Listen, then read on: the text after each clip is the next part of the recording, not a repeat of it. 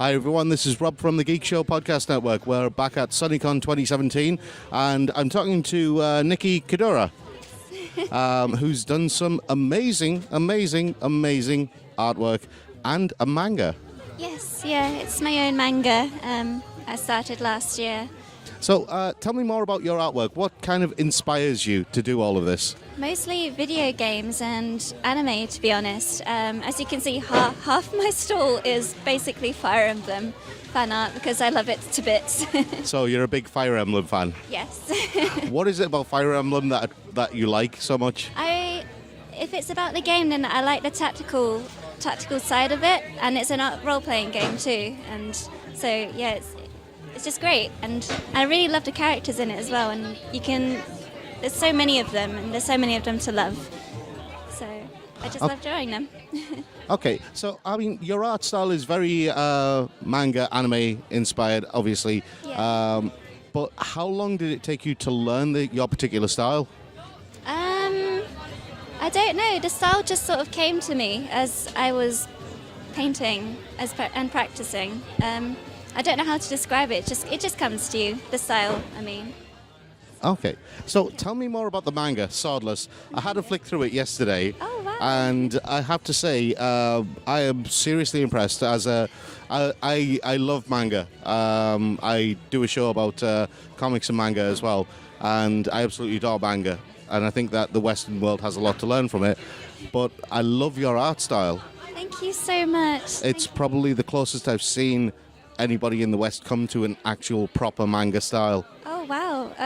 That's quite an honour, thank you. So, tell me more about the story of Swordless. What's it about? It's basically about these two characters here, if you can see them. So Nils and Sasaki. They were best friends when they were little, but they got split up. So the manga starts when they're much older and they meet again. But then he's faced with like a sort of, something happens, I don't want to say. And he's faced with a decision to either change his life or his best friend's life. And so that's sort of the introductory chapter. Okay. And then the next book, which I'm doing right now, is much longer, and it carries the story forward. Okay, so where does the title Swordless come from? Swordless, I'll put it up here. It's because it's mostly about archery, and it's set in feudal Japan, so it's like samurai and everyone. And they use really long bows, and it's called Kyudo, and so it's mainly about that. And if you can see the D, there's a line through the D, and it looks like the actual bow itself. That's smart. That's very clever. So how much research did you have to do with this being set in feudal Japan?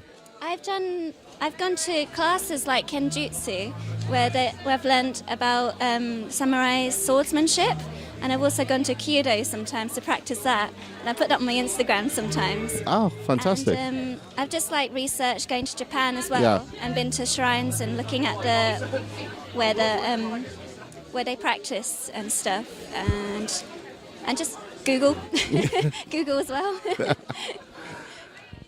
No wonder I found the style very familiar.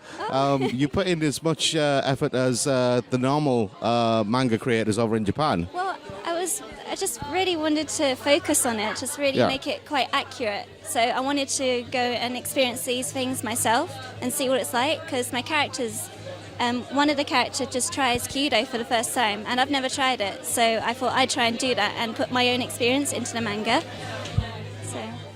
So yeah, just try to be as accurate as possible. Fantastic. So what kind of advice would you give to somebody who wants to, say, make their own manga? Just go for it.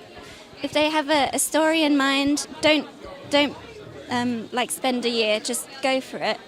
Because I did that before and I never really got round to it. So this is actually my second story. Okay. And I just went for it. So, yeah. Fantastic. Thank you so much for talking to us today, Nikki. Thank you very much. It's been an absolute pleasure. Thank you. Thank you so much.